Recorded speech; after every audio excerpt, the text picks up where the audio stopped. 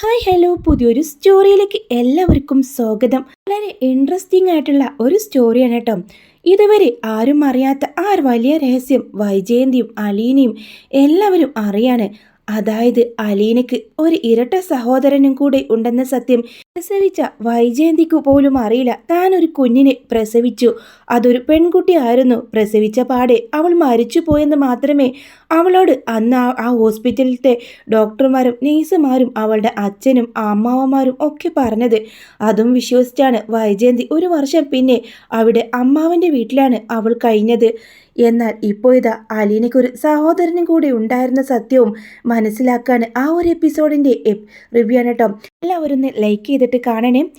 അങ്ങനെ എല്ലാം ഇപ്പോൾ ബാലചന്ദ്രൻ അറിയാം. വിവാഹത്തിന് മുമ്പേ വൈജയന്തി ഒന്ന് പ്രസവിച്ചതാണ്. അവളുടെ പൂർവ്വചരിത്രം തേടി ബാലചന്ദ്രൻ ആദ്യം പോകുന്നത് അവളുടെ മൂത്ത ജ്യേഷ്ഠൻ നീലഗിരിയിലേക്കാണ്.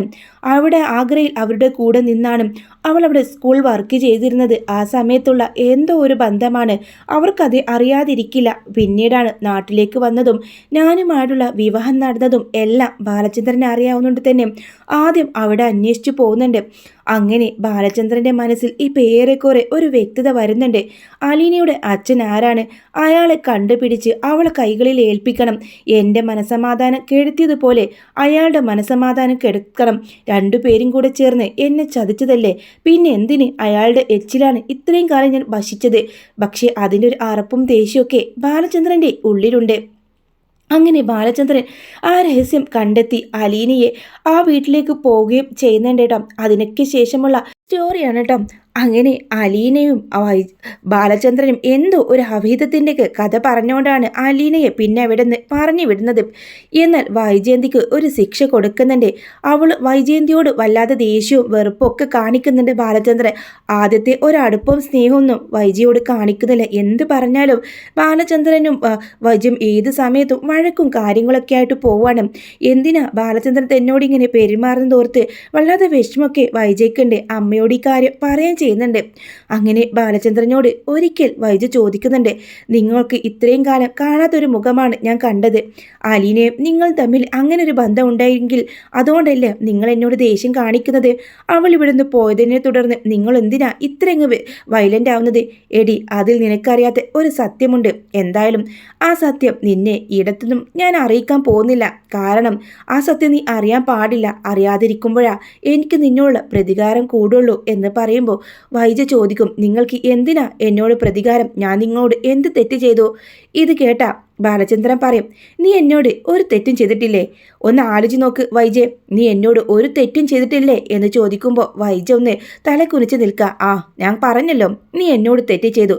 22 വർഷങ്ങളാ നീ എന്നെ ചതിച്ചത്. ഇത് കേട്ട വൈജ നെട്ടി ബാലചന്ദ്രനെ നോക്കുന്നുണ്ട്. ആ സമയം വീണ്ടും, അതെ, നീ അത് അറിയാൻ പാടില്ല. നിനക്കറിയാനുള്ള ഒരു അർഹതയില്ല. 22 വർഷം നീയും നിന്റെ ആങ്ങളമാരും നിന്റെ അമ്മയും അച്ഛനെല്ലാം കൂടെ ചേർന്ന് ഈ ബാലചന്ദ്രനെ വിഡ്ഢിയാക്കി. 22 വർഷങ്ങളാ നീ എന്നെ ചതിച്ചുകൊണ്ടിരുന്നത്. അതിനിടയിൽ എപ്പോഴെങ്കിലും വൈജയ നിനക്ക് കുറ്റബോധം ഉണ്ടായിട്ടുണ്ടോ? എന്നോട് സത്യം തുറന്ന് പറയാൻ നീ മനസ്സ് കരുതിയിട്ടുണ്ടോ? ഇല്ലല്ലോ. ബാലചന്ദ്രൻ എന്താ ഈ പറയുന്നത്? ഞാൻ എന്ത് ചെയ്തിട്ടാ എന്ന് അവൾ ചോദിക്കുമ്പോൾ, നീ വിവാഹത്തിന് മുമ്പേ ഒന്ന് പ്രസവിച്ചതല്ലേ? ആ കാര്യം ബാലചന്ദ്രനെ അറിയോ? ഇല്ല. ഈ അടുത്ത നീ ഒരു പ്രസവിച്ചവളാണെന്നും നീ ഒരു കുഞ്ഞിൻ്റെ അമ്മയാണെന്ന കാര്യവും ഞാൻ അറിഞ്ഞത് എന്ന് പറയുമ്പോൾ ആകെ നെട്ടി ഷോക്കായി നിൽക്കുന്നുണ്ട് വൈജയന്തി. ആ സമയം ബാലചന്ദ്രനെ നോക്കുന്നുണ്ട് തുറിച്ച്. അതെ, ഇനി നീ ഭൂമിയിൽ ജീവിക്കാൻ യാതൊരു അർഹതയില്ല. നിനക്ക് നിന്റെ മകളെ കാണണോ? നിന്റെ മകള് ഇപ്പോൾ ജീവിച്ചിരിക്കുന്നുണ്ട്. നീ അന്ന് പ്രസവിച്ചത് ഒരു മകളെയല്ല, ഒരു മകനെയും കൂടെ പ്രസവിച്ചിട്ടുണ്ട്. അതെല്ലാം നീയും നിന്റെ വീട്ടുകാരും എന്നിൽ നിന്ന് മറച്ചു വെച്ചു എന്ന് പറയുമ്പോൾ വാവിട്ട് കരയാട്ടോ വൈജ. അതും പറഞ്ഞുകൊണ്ട് വൈജയെ ഒരു തള്ളു വെച്ച് കൊടുത്തോണ്ട് ബാലചന്ദ്രൻ അങ്ങ് പോകുമ്പോൾ നേരെ പോകുന്നത് അമ്മയ്ക്കരികിലേക്കാണ്. അമ്മ വൈജയെ കണ്ടതും, എന്താ മോളെ, എന്തിനാ ബാലചന്ദ്രൻ ഇങ്ങനെ ദേഷ്യപ്പെടുന്നത്? നിങ്ങൾ തമ്മിൽ എന്തെങ്കിലും പ്രശ്നമുണ്ടോ? എല്ലാം തീർന്നമ്മേ എന്ന് പറഞ്ഞ് വൈജ ഇങ്ങനെ തലക്കും കൈ കൊടുത്ത് കുനിഞ്ഞിരിക്കണം കേട്ടോ. അമ്മേ, ബാലചന്ദ്രൻ എന്നോടൊരു കാര്യം പറഞ്ഞു. അന്ന് 22 വർഷങ്ങൾക്ക് മുമ്പേ ഞാൻ പ്രസവിച്ച കാര്യം ബാലചന്ദ്രൻ എങ്ങനെ അറിയാം? ഞാൻ അന്നേ പറഞ്ഞതാ, ആ അലീനയ്ക്ക് എന്തൊക്കെയോ രഹസ്യങ്ങൾ അറിയാമെന്ന്. അവളാ എല്ലാം ബാലചന്ദ്രനോട് പറഞ്ഞത്. അവൾ എങ്ങനെയാണ് കൊച്ചിയെ അറിയുന്നത്? അവളൊരിക്കലും പറയില്ല. എൻ്റെ ഈശ്വര, എന്തൊക്കെയായി സംഭവിക്കുന്നത്? അമ്മേ, മറ്റൊരു കാര്യം കൂടെ ബാലചന്ദ്രൻ എന്നോട് പറഞ്ഞു. അന്ന് ഞാൻ പ്രസവിച്ചത് ഇരട്ടക്കുട്ടികളെയാണോ? അമ്മയ്ക്കും അച്ഛനും എല്ലാം അറിയാം. എനിക്ക് മാത്രം ഒന്നും അറിയാത്തത്. നിങ്ങൾ എല്ലാവരും കൂടെ ചേർന്ന് എന്നെ ചതിക്കായിരുന്നു. അങ്ങനെ വൈജ അരമുറട്ട് കരയുമ്പോൾ പെട്ടെന്ന് മുത്തശ്ശി ആകെ ഷോക്കായി നിൽക്കുന്നുണ്ട്. വൈജി, അത് പിന്നെ എൻ്റെ 2 കുഞ്ഞുങ്ങളും ഒരുമിച്ച് മരിച്ചുപോയോ? നിങ്ങൾക്കിടെ എന്തൊക്കെ രഹസ്യങ്ങളുണ്ട്? എന്തോ നിങ്ങൾ എൻ്റെ കുഞ്ഞിനെ എന്ത് കാണിച്ചു എന്ന് ചോദിച്ച് വീണ്ടും അങ്ങ് അമ്മയെ പിടിച്ച് ഉലക്കുന്നുണ്ട് വൈജ. എനിക്കറിയില്ല മോളെ, ഞാൻ നാട്ടിലായിരുന്നില്ലേ? നീയും നിൻ്റെ അമ്മാവന്മാരും ഏട്ടന്മാരും ഒക്കെ ആയിരുന്നു നിൻ്റെ കൂടെ ഉണ്ടായിരുന്നത്. നീലഗിരിയിൽ വെച്ചിട്ട് ഈ സംഭവങ്ങളൊക്കെ ഉണ്ടായത് നിൻ്റെ അമ്മാവനോടോ വല്യച്ഛനോടോ ചോദിച്ചാൽ അറിയാം. എനിക്കൊന്നും അറിയില്ല. വേണം എനിക്കറിയണം സത്യം. അന്ന് എന്താണ് സംഭവിച്ചെന്ന്, എൻ്റെ മകൾ ആരാണെന്ന് ഒളിഞ്ഞും തെളിഞ്ഞും നിങ്ങളെല്ലാവരും കൂടെ ഒരാളെക്കുറിച്ച് പറയുന്നുണ്ട്. അവളെൻ്റെ മകളാണോ എന്നും അതുപോലെ ഞാൻ 2 കുട്ടികളെയാണോ പ്രസവിച്ചെന്നും എനിക്കറിഞ്ഞേ മതിയാവൂ. ഇനിയൊന്നും നോക്കാനില്ല. ബാലചന്ദ്രനെ അറിയരുതെന്ന് കരുതിയാണല്ലോ ഇത്രയും കാലം എല്ലാം ഇങ്ങനെ എല്ലാ മോഹങ്ങളും ഉപേക്ഷിച്ച് അവർ എല്ലാം അടങ്ങി ഒതുങ്ങി ജീവിച്ചത്. ഇനി എനിക്ക് ഒന്നും നോക്കാനില്ല. എൻ്റെ കുഞ്ഞുങ്ങളെ അന്ന് നിങ്ങൾ മനഃപൂർവ്വം കൊന്നു കളഞ്ഞതാണെങ്കിൽ ഒറ്റൊരാളെയും ഞാൻ വെറുതെ വിടാൻ പോകുന്നില്ല എന്ന് പറഞ്ഞ് വൈജ തൻ്റെ കാറിൻ്റെ കീ എടുത്തുകൊണ്ട് നേരെ വല്യച്ഛൻ്റെ അടുത്തേക്കാണ് പോകുന്നത്. വല്യച്ഛനാണെങ്കിൽ വളരെ അവശയായിട്ട് മരണത്തോട് മല്ലടിച്ച് കിടക്കായിരിക്കും. അത്രയും ഒരു ലാസ്റ്റ് സ്റ്റേജിലായിരിക്കും കേട്ടോ അദ്ദേഹത്തിൻ്റെ അവസ്ഥ. അങ്ങനെ അവിടേക്ക് വൈജയെ കണ്ടതും വല്യച്ഛൻ്റെ മക്കളൊക്കെ വരുന്നു. ആരിത്? വൈജയാൻ്റെയോ? എന്താ ഇപ്പോൾ പെട്ടെന്ന്? അച്ഛൻ്റെ അസുഖവിവരം അറിഞ്ഞിട്ട് വന്നതാണോ? എവിടെ വല്യച്ഛൻ? എവിടെ? എനിക്ക് കാണണം എന്ന് പറയുന്നുണ്ട്. ആ സമയം വൈജി കാത്തു കിടന്ന പോലെ ആ മനുഷ്യൻ അവളെ കണ്ടതും എണീക്കാനും അതുപോലെ എന്തൊക്കെയോ പറയാനും ശ്രമിക്കുന്നുണ്ട്. എല്ലാവരും കൂടെ ചേർന്ന് എന്നെ ചതിക്കായിരുന്നില്ലേ വല്യച്ഛ? മോളെ, അത് പിന്നെ നിന്റെ ഭാവി അത് മാത്രമേ ഓർത്തുള്ളൂ. നിന്റെ അച്ഛന് എന്നെ കരഞ്ഞ് കാല് പിടിച്ചപ്പോൾ മറ്റെന്ത് ചെയ്യാൻ പറ്റും? കുടുംബക്കാരുടെ എല്ലാം മാനം അതായിരുന്നല്ലേ? എന്നിട്ട് നിങ്ങളൊക്കെ എന്ത് നേടി? ഈ വൈജിപ്പോൾ സന്തോഷത്തോടെ ജീവിക്കുന്ന നിങ്ങളൊക്കെ കരുതുന്നത് നീയും ബാലചന്ദ്രനും സന്തോഷത്തിലല്ലേ? 3 മക്കളുണ്ട്, നല്ല കുടുംബം. പിന്നെ എന്താ മോളെ നിനക്കിപ്പോൾ എന്താ ഉണ്ടായത്? അങ്ങനെ റൂമിലുണ്ടായിരുന്ന വല്യച്ഛൻ്റെ മക്കളൊക്കെ അവിടെ നിന്ന് പോകുന്നുണ്ട്. ഡോറടച്ച് വൈജ ചോദിക്കുന്നത്, വല്യച്ഛനോട് എനിക്കൊരു കാര്യം അറിയണം. അന്ന് ഞാൻ പ്രസവിച്ച എൻ്റെ കുഞ്ഞുങ്ങൾ എവിടെ എന്ന് ചോദിക്കുമ്പോൾ ആകെ നെട്ടി അവളെ നോക്കട്ടെ. മോളെ, നിന്നോട് തെറ്റ് ചെയ്തു പോയി. പക്ഷേ ഈ വയസ്സനോട് നീ ക്ഷമിക്കണം. അങ്ങനെ ശ്വാസം തിങ്ങിയിട്ട് ഇയാൾക്ക് സംസാരിക്കാൻ പ്രയാസപ്പെടുന്ന രീതിയിലാണ് അവളോട് സംസാരിക്കുന്നത്. എനിക്കറിയണം, ഞാൻ അന്ന് പ്രസവിച്ചത് ഇരട്ട കുട്ടികളാണോ? വല്യച്ഛൻ തന്നെ അതിന് മറുപടി പറയണം. ഇത് കേട്ട വല്യച്ഛൻ തല ആട്ടുന്നുണ്ട്. എന്നിട്ട് എൻ്റെ കുഞ്ഞുങ്ങൾ എവിടെ? അവർ 2 പേരും ഒരുമിച്ച് മരിച്ചുപോയോ എന്ന് ചോദിക്കാണ്. അങ്ങനെ ആണെങ്കിൽ വല്യച്ഛൻ ആ സമയത്ത് അതെ മരിച്ചുപോയി മറുപടി പറയാണ് കേട്ടോ. ഇല്ല, നിങ്ങൾ എല്ലാവരും കൂടെ ചേർന്ന് ചതിക്കാണ്. എനിക്കറിയാം. ഇല്ല മോളെ, നിന്റെ കുഞ്ഞുങ്ങൾ മരിച്ചുപോയി. വീണ്ടും വീണ്ടും ആ മനുഷ്യൻ അങ്ങനെ തന്നെ പറയാം. നിങ്ങൾ മരണത്തോട് മല്ലടിച്ച് കിടക്കുന്നു. നിങ്ങൾ കാലം ഏത് സമയത്ത് വന്ന് കൊണ്ടുപോകും. അതിനു മുമ്പെങ്കിലും വാ തുറന്ന് എന്നോട് സത്യം പറഞ്ഞൂടെ? ആ മനുഷ്യനപ്പം ഇങ്ങനെ സംസാരിക്കാനാവാതെ ചുമച്ചുകൊണ്ട് കൈക്കൊണ്ട് ഇങ്ങനെ ആംഗ്യം കാണിക്കാണ്. ഇല്ല എന്നൊരു അർത്ഥത്തിൽ തന്നെ പറയുന്നുണ്ട്. ആ സമയം കണ്ണ് നിറഞ്ഞുകൊണ്ട് വൈജയന്തി പിന്നെ അവിടുന്ന് പോകുമ്പോൾ അവളെ പുറകിൽ നിന്ന് വല്യച്ഛൻ്റെ മകൻ അവളെ വിളിക്കുന്നുണ്ട്. എന്താ വൈജി, നീ പെട്ടെന്ന് പോകുന്നത്? എനിക്കറിയാനുള്ളതെല്ലാം അറിഞ്ഞു. ഇനി ഇവിടെ നിൽക്കേണ്ട ആവശ്യമില്ലെന്ന് തോന്നി. എന്താ ഇത് ഇങ്ങനെയൊക്കെ പറയുന്നോ എന്ന് ചോദിക്കുന്നുണ്ട്. എനിക്ക് പിന്നെ ഞാൻ എങ്ങനെ പറഞ്ഞു? എല്ലാവരും കൂടെ ചേർന്ന് എന്നെ ചതിച്ചില്ലേ? വാ, നീ ഇങ്ങോട്ട് വാ എന്ന് പറഞ്ഞ് വൈജയ് അങ്ങ് വല്യച്ഛൻ്റെ മകൻ വിളിച്ചോണ്ട് പോകുന്നുണ്ട്. എന്താ കാര്യം? അത് അന്ന് വൈജ അച്ഛനോട് എന്തിനാ വന്നത് എനിക്ക് മനസ്സിലായി. വൈജയുടെ കുഞ്ഞിന് എന്ത് സംഭവിച്ചെന്ന് അറിയാനല്ലേ? അതെ, അന്ന് വൈജ പ്രസവിച്ച ഹോസ്പിറ്റലിൻ്റെ അഡ്രസ്സ് കൊടുക്കുക.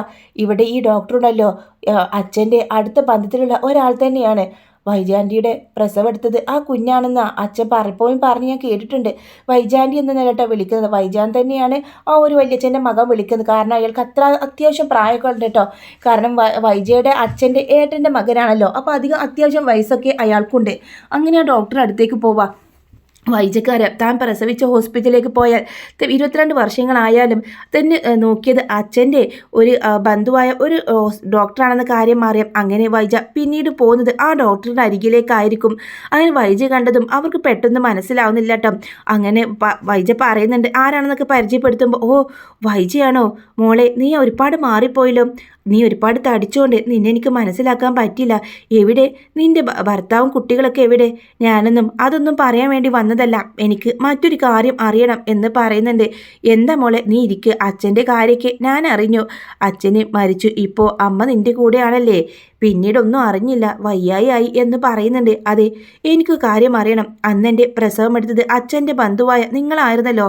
നിങ്ങളാണ് അന്ന് എൻ്റെ കുഞ്ഞ് മരിച്ചുപോയെന്ന് പറഞ്ഞത്. എനിക്ക് ഏറ്റവും പ്രിയപ്പെട്ട ഡോക്ടറായതും എനിക്ക് മുമ്പേ പരിചയമുള്ളതായതുകൊണ്ട് അന്ന് ഞാനത് വിശ്വസിച്ചു. സത്യത്തിൽ എൻ്റെ കുഞ്ഞുങ്ങൾ എവിടെ എന്ന് ചോദിക്കുകയാണ്. കുഞ്ഞുങ്ങളോ? അതെ, ഞാൻ അന്ന് 2 കുഞ്ഞുങ്ങളെ പ്രസവിച്ചെന്ന്, ഇരട്ട കുഞ്ഞുങ്ങളെയാണെന്ന് ഞാൻ കേട്ടു.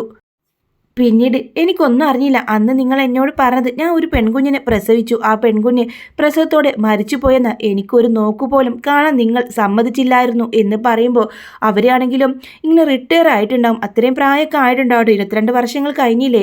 കണ്ണട എടുത്തിട്ട് കണ്ണ് തുടച്ചുകൊണ്ട് വൈജിയെ നോക്കുകയാണ്. അതെ, അങ്ങനൊരു പാപം നിന്നോട് ചെയ്തു. എന്നെങ്കിലും നിന്നെ കാണണമെന്നും മാപ്പ് പറയണമെന്നും എനിക്കുണ്ടായിരുന്നു. പക്ഷേ വിധി എന്താ നിന്നെ അടുത്തേക്ക് എത്തിക്കാൻ എൻ്റെ മനസ്സ് തോന്നിയില്ല. സന്തോഷത്തോടെ നീ ഒരു കുടുംബം നയിക്കണം, അത് തന്നെ വലിയ കാര്യം. നിൻ്റെ അച്ഛനും വല്യച്ഛനും അത്രയും നിർബന്ധിച്ചുകൊണ്ടാണ് ഞാൻ ഈ കാര്യങ്ങളൊന്നും പറയാതിരുന്നത്. അന്ന് മോള് 2 കുഞ്ഞുങ്ങളെ പ്രസവിച്ചു, ഒരു ആൺകുഞ്ഞിനെയും പെൺകുഞ്ഞിനെയും. അവരെ കണ്ടാൽ ആരൊന്ന് വാരിയെടുത്തു പോവും, അത്രയും സുന്ദരനും സുന്ദരിയായിരുന്നു. എന്നിട്ട് എൻ്റെ കുഞ്ഞുങ്ങളെവിടെ? അത് പിന്നെ അതെനിക്കറിയില്ല. നിന്നോട് അങ്ങനെ പറയാൻ വേണ്ടിയാ എന്നോട് പറഞ്ഞത്. കൂടുതലൊന്നും എനിക്കറിയില്ല എന്ന് പറയുന്നുണ്ട്. ഇല്ല, നിങ്ങൾക്കെല്ലാം അറിയാം. എൻ്റെ കുഞ്ഞുങ്ങൾ അവരെന്ത് ചെയ്തു, കൊന്നു കളഞ്ഞോ എന്ന് ആർത്തു വിളിച്ച് വൈജ ചോദിക്കുന്നുണ്ട്. എൻ്റെ കുഞ്ഞുങ്ങളെ ഞാൻ ഒന്നൊരു നോക്ക് പോലും കണ്ടില്ലല്ലോ. എനിക്കിപ്പോൾ 3 കുട്ടികളുണ്ട്, പക്ഷേ അതിലേറെ ഞാൻ അവരെ സ്നേഹിച്ചിരുന്നു. എൻ്റെ ഈ മക്കളെ പോലും എനിക്ക് സ്നേഹിക്കാൻ കഴിയാത്തത് എൻ്റെ മോളോട് ഞാൻ എന്ത് ചെയ്തെന്നും എൻ്റെ മോളൊരു നോക്ക് കാണാൻ പറ്റാത്തതിന് വിഷമം കൊണ്ടാണ്. എനിക്കിപ്പോൾ ഞാൻ പ്രസവിച്ച എൻ്റെ കുട്ടികളെ പോലും എനിക്ക് മര്യാദക്ക് സ്നേഹിക്കാനോ കെയർ ചെയ്യാനോ എനിക്ക് സാധിക്കുന്നില്ല. എപ്പോഴും അവളോട് ഒരു ദേഷ്യവും ഒക്കെ ആയിട്ടാണ് ഞാൻ അവരോട് പെരുമാറിയിട്ടുള്ളത്. അതുകൊണ്ട് തന്നെ എനിക്കറിയണം, എനിക്കറിഞ്ഞേ മതിയാവൂ എന്ന് വൈജ ഇങ്ങനെ വയലൻ്റായി പറയുന്നുണ്ട്. ഇല്ല, എനിക്കറിയില്ല. നിനക്കറിയണമെങ്കിൽ നിൻ്റെ ഏട്ടനോട് പോയി ചോദിക്കോ. ഞാൻ ആരോടെല്ലാം ചോദിക്കണം? ഓരോരുത്തരായിട്ട് അടുത്തേക്ക് ചെല്ലുമ്പോൾ എനിക്ക് പൂർണ്ണമായിട്ട് തൃപ്തികരമായിട്ട് ഒരു മറുപടി കിട്ടുന്നില്ല. എനിക്കറിയില്ല എന്ന് പറയാണ്. അങ്ങനെ കുറച്ച് റെക്കോർഡുകൾ എടുത്ത് ആ ഒരു ഡോക്ടർ അവർക്ക് വന്ന് കൊടുക്കുന്നുണ്ട്. ഇതിലെല്ലാം ഉണ്ട്. പിന്നെ എന്തെങ്കിലും നിന്നെ കാണുകയാണെങ്കിൽ നിന്നെ ഇതെല്ലാം അറിയിക്കണമെന്ന് എൻ്റെ മനസ്സിലുണ്ടായിരുന്നു. എൻ്റെ ജീവിതത്തിൽ ഡോക്ടറായിട്ട് ഞാൻ ഒരിക്കലും പോലും തെറ്റ് ചെയ്തിട്ടില്ല. ആകെ തെറ്റ് ചെയ്ത വ്യക്തി നീയാണ്. നീ കാണുന്നതിന് മുമ്പേ നിൻ്റെ കുഞ്ഞുങ്ങളെ എടുത്തു മാറ്റാൻ ഞാൻ അവരെ സഹായിച്ചു. അതത്രയേറെ നിൻ്റെ അച്ഛനും വല്യച്ഛനും അമ്മാവനൊക്കെ കാല് പിടിച്ച് പറഞ്ഞുകൊണ്ടായിരുന്നു. അവർക്കെല്ലാം വലുത് നിൻ്റെ ഭാവിയായിരുന്നു. പിന്നെ മാനം രക്ഷിക്കണം, നാട്ടുകാരും വീട്ടുകാരും കുടുംബത്തെ മൊത്തം മാനം കെടുത്തിയെന്ന് പറയാതിരിക്കാൻ വേണ്ടി മാത്രം അങ്ങനെയൊക്കെ ചെയ്തത് വൈജെ. ഈ വൈസിയോട് നീ ക്ഷമിക്കണം എന്ന് പറഞ്ഞുകൊണ്ട് കയ്യിലിങ്ങനെ പിടിക്കുന്നുണ്ട്. വീണ്ടും ഒന്നും പറയാതെ വൈജ റിക്കാർഡോ ആയിട്ട് പോകുന്നുണ്ട്. അതിലവൾ വായിച്ചതും ആകെ ഞെട്ടിപ്പോകുന്നുണ്ട്. ഒരു കുഞ്ഞിനെ അവർ ഓർഫനേജിൽ ഏൽപ്പിച്ചു, മറ്റൊരു കുഞ്ഞിനെ പ്രിയപ്പെട്ട ഒരാൾ തന്നെ ദത്തെടുത്ത് സ്വന്തം മകനായിട്ട് തന്നെ വളർത്തുണ്ടെന്ന് അറിഞ്ഞതോ വൈജാകെ ഞെട്ടിപ്പോവാണ്. എവിടെയായിരിക്കും എൻ്റെ മകളെന്നോർത്ത് അവളുടെ മനസ്സ് നെഞ്ച് പൊട്ടാൻ തുടങ്ങുന്നുണ്ട്. പിന്നെ വൈജ ഒന്നും നോക്കിയില്ല. തൻ്റെ ജ്യേഷ്ഠന് എല്ലാം അറിയാമായിരിക്കാം. തൻ്റെ ആൺകുട്ടി എവിടെയായിരിക്കും, അയാളെ ആരോ ദത്തെടുത്തുന്ന കാര്യമാണല്ലോ ഡോക്ടർ പറഞ്ഞത്. അങ്ങനെയാണെങ്കിൽ അവരുടെ അറിവിൽ തന്നെയായിരിക്കും എന്നൊക്കെ അറിഞ്ഞുകൊണ്ട് തന്നെ അവിടേക്ക് പോകുന്നത്. ആ ഒരു സമയത്ത് ഏട്ടൻ്റെ ഭാര്യയുടെ അനിയത്തി ഗർഭിണിയായിരിക്കും. വൈജയും അവളും ഒരുമിച്ച് ഒരേ ഒരു സമയത്താണ് ഗർഭിണിയായിരിക്കുന്നത്. അങ്ങനെ ഒരുപാട് പ്രതീക്ഷയും നേർച്ചയും വഴിപാടൊക്കെ ആയിട്ടുള്ള ഒരു കുഞ്ഞിനെ ആയിരിക്കും കേട്ടോ ആ അനിയത്തി ഗർഭം ധരിച്ചിട്ടുണ്ടാവുക. ഒരുപാട് വർഷങ്ങൾക്ക് ശേഷമാണ് അവർ ഗർഭിണിയാവുന്ന പോലും. അപ്പോഴാണ് അവരുടെ കുഞ്ഞ് വയറ്റിൽ വെച്ച് തന്നെ മരിച്ചു പോയെന്ന് സ്കാനിങ്ങിൽ അറിയുമ്പോൾ എത്രയും പെട്ടെന്ന് ഓപ്പറേഷൻ ചെയ്ത് എടുക്കണമെന്ന് പറയുന്നുണ്ട്. ആ സമയത്താണ് വൈജിയും ഹോസ്പിറ്റലിൽ അഡ്മിറ്റ് ആവുന്നതും ആ കുഞ്ഞിനെ, ആ ഒരു ആൺകുഞ്ഞിനെ, ആ മരിച്ച ഒരനിയത്തിൻ്റെ ആ കുഞ്ഞിന് അനിയത്തിൻ്റെ മാനസിക നില എന്താവുമെന്ന് അറിയാണ്ട് തന്നെ ആ കുഞ്ഞിന് പകരം, ഈ മരിച്ച കുഞ്ഞിന് പകരം ഈ കുഞ്ഞിനെ കൊടുക്കുകയാണ് കേട്ടോ. അങ്ങനെ അവരുടെ കൂടെ ആ കുഞ്ഞ് മിടുക്കനായിട്ട് വളരുന്നുണ്ടാവും. എന്നാൽ ഇതാർക്കും അറിയില്ല. ഇതാണെങ്കിലോ വൈജയുടെ ഏട്ടനും അതുപോലെ വൈജയുടെ ഏട്ടൻ്റെ ഭാര്യയ്ക്കും ആ ഒരു ഭാര്യയുടെ ആങ്ങൾക്കും അറിയുന്ന ഒരു കാര്യം മാത്രമായിരിക്കും. അനിയത്തി അറിയാതെ ആണ് ആ ഒരു കുഞ്ഞിനെ അവർ കൊടുക്കുന്നത്. അനിയത്തിക്ക് അത്രയും പ്രയാസമാവുമല്ലോ, ഇനിയൊരു കുഞ്ഞുണ്ടാവാൻ ചാൻസ് ഉണ്ടാവില്ല എന്ന് ഡോക്ടർ പറഞ്ഞിട്ടുണ്ടാവും. അങ്ങനെ ഇവരൊക്കെ പാടുള്ള ഒരു അഡ്ജസ്റ്റ്മെൻ്റ് ആണ് കേട്ടോ. അങ്ങനെയാണ് ഈ കുഞ്ഞ് അവിടെ എത്തുന്നത്. എന്നാൽ അലീന ഒരു പെൺകുഞ്ഞായതുകൊണ്ട് തന്നെ അലീനയെ അവരാണെങ്കിലും ഉപേക്ഷിക്കുകയും അവിടെ സ്നേഹനികീനത്തിൽ എത്തിക്കാണ്. ആൺകുഞ്ഞിനെ ഇങ്ങനെ ഇവർക്ക് നോക്കാനും കൊടുക്കുക. അതുകൊണ്ട് തന്നെ അവർ പൊന്നു പോലെയാണ് കുഞ്ഞിനെ നോക്കുന്നതും. അവൻ മിടുക്കനായിട്ട് വളർന്ന് ഇപ്പോൾ അലീനയുടെ അതേ പ്രായം തന്നെ ആയിരിക്കും. ഈ വിവരം പറഞ്ഞ വൈജി അവനെ ദൂരെ നിന്ന് കാണുന്നുണ്ട്. എന്നാലും അവളുടെ മനസ്സ് തന്നെ 22 വർഷം ഒരമ്മയുടെയും അച്ഛൻ്റെയും സ്നേഹമില്ലാതെ വളർന്ന തൻ്റെ മകളിലേക്ക് തന്നെയാട്ടോ പോകുന്നത്. അങ്ങനെ നേരെ വൈജ വീട്ടിലേക്ക് വരുന്നുണ്ട്. അമ്മയോട് ഒരുപാട് ദേഷ്യം വരുന്നുണ്ട്. അമ്മയും കൂടെ ചേർന്നുള്ള കളിയായിരുന്നില്ലേ ഞാനന്ന് ഇരട്ട കുഞ്ഞുങ്ങളെയാണ് പ്രസവിച്ചെന്ന് അമ്മയ്ക്ക് അറിയില്ലേ എന്ന് ചോദിക്കുന്നുണ്ട്. അതേ വൈജെ, എനിക്കറിയാം നിന്റെ ഒരു മകൻ എവിടെയാണെന്നും എനിക്കറിയാം. അവനെ കാണുമ്പോഴെല്ലാം എനിക്ക് വലിയ വാത്സല്യം സ്നേഹമൊക്കെയാണ്. പക്ഷേ അറിഞ്ഞുകൊണ്ട് തന്നെയാണ് ആ കുടുംബത്തിലും ഒരു പരിപാടി ഉണ്ടാകുമ്പോഴൊന്നും ഞാൻ അവിടെ ഒന്നും പങ്കെടുക്കാത്തത്. അവനെ കാണേണ്ടി വരുമെന്ന് കാണുമ്പോൾ മനസ്സിൽ വല്ലാത്തൊരു വിങ്ങലാണ്. അതെ അമ്മ, അങ്ങനെയാണെങ്കിൽ എൻ്റെ പെൺകുട്ടി എവിടെ? അവളെ നിങ്ങളെല്ലാവരും കൂടെ ചേർന്ന് ഉപേക്ഷിച്ചല്ലോ. അതിനെക്കുറിച്ച് എനിക്കറിയില്ല. കുഞ്ഞിരാമനേട്ടന് മാത്രമേ അതിനെക്കുറിച്ച് അറിയൂ. അതെ, അച്ഛൻ മാത്രമേ അങ്ങനെ ചെയ്തിട്ടുള്ളൂ എന്ന് പറഞ്ഞ് ആകെപ്പാട് ഭ്രാന്ത് പിടിച്ച ഒരവസ്ഥയിലാണ് കേട്ടോ. ആ ഒരു സമയത്താണ് അലീനയാണ് താൻ ഉപേക്ഷിച്ച തൻ്റെ 22 വർഷങ്ങൾക്ക് ശേഷമുള്ള തൻ്റെ മകളെന്ന് വൈജിയും മുത്തശ്ശിയും ഒക്കെ മനസ്സിലാക്കുന്നത്. ആ സമയത്ത് അവളെ സ്വന്തം മോൾ കൺമുമ്പിലുണ്ടായിട്ടും തിരിച്ചറിയാനാവാതെ അവളെ ക്രൂരമായിട്ട് ഇങ്ങനെ പീഡിപ്പിച്ചുകൊണ്ടിരിക്കുകയായിരുന്നല്ലോ വൈജ. ആ വൈജക്ക് അങ്ങ് വല്ലാതെ ഇങ്ങനെ വിഷമാവുന്നുണ്ട്. അങ്ങനെ വൈജ ഹോസ്പിറ്റലാവുന്നതും ഒക്കെ ഒരു സമയത്താണ് ആ സ്റ്റൈലിൻ്റെ കൂടെ ലാലിച്ചൻ്റെ കൂടെ ഈ അലീനയെ കണ്ടപ്പോഴാട്ടോ എല്ലാം അവൾക്ക് മനസ്സിലാകുന്നത്. അങ്ങനെ പല രീതിയിൽ അലീന തൻ്റെ മകളാണെന്ന് മനസ്സിലായിട്ടും വൈജയ്ക്ക് അത് ഉൾക്കൊള്ളാനാവാത്തതുകൊണ്ട് തന്നെ അവൾക്ക് അത് അത്ര അങ്ങ് കത്തിയിട്ടില്ല. പിന്നെയാണ് എല്ലാ തെളിവോടു കൂടെ വൈജയ്ക്ക് അത് മനസ്സിലാവാണ് തൻ്റെ മകളാണ് അലീന എന്ന കാര്യം. അതോടുകൂടെ ഒരു ഭ്രാന്തൊരവസ്ഥയിലാണ് കേട്ടോ. പിന്നെ അലീനയെ കാണാതെ ഉണ്ണാനോ ഉറങ്ങാനോ വയ്യാത്തൊരവസ്ഥയിലാണ് വൈജ. തൻ്റെ മോളോട് താൻ എത്ര ക്രൂരമായിട്ടാണ് പെരുമാറിയതോർത്ത് വിങ്ങിക്കരയുന്നുണ്ട്. ഒടുവിൽ ഒരു മെൻ്റൽ ഹോസ്പിറ്റൽ അഡ്മിറ്റ് ആക്കേണ്ടി വരാണ്. ആകെ ഡിസ്പ്രഷനായിട്ടൊക്കെ വൈജയ്ക്ക് വല്ലാതൊരു അവസ്ഥയിലായിരുന്നു കേട്ടോ. എന്നാൽ അവൾക്കരികിലേക്ക് അലീന വന്നപ്പോഴാണ് അവൾ അതെല്ലാം മറക്കുന്നതും അവളെ അതുപോലെ അലീന തൻ്റെ അമ്മയെ പഴയ ഒരു രീതിയിലേക്ക് കൊണ്ടുവരുന്നുണ്ട്. അമ്മയും മകളും എത്ര നല്ല സ്നേഹത്തോടെയാണ് പിന്നെ കഴിയുന്നറിയോ. വളരെ സ്നേഹത്തോടെയാണ് കേട്ടോ പിന്നീട് അവർ പെരുമാറുകയും കഴിയൊക്കെ ചെയ്യുന്നത്. നല്ലൊരു